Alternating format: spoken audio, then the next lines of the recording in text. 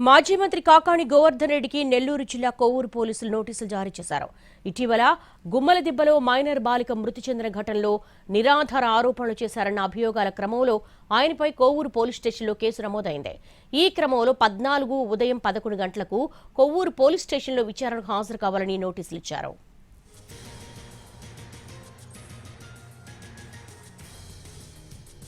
మాజీ మంత్రి కాకాణి గోవర్ధన్ రెడ్డికి నెల్లూరు జిల్లా కొవ్వూరు పోలీసులు నోటీసులు జారీ చేశారు. ఇటీవల గుమ్మలదిబ్బలో మైనర్ బాలిక మృతి చెందిన ఘటనలో నిరాధార ఆరోపణలు చేశారన్న అభియోగాల క్రమంలో ఆయనపై కొవ్వూరు పోలీస్ స్టేషన్లో కేసు నమోదైంది. ఈ క్రమంలో 14 ఉదయం 11 గంటలకు కొవ్వూరు పోలీస్ స్టేషన్లో విచారణకు హాజరు కావాలని నోటీసులు ఇచ్చారు.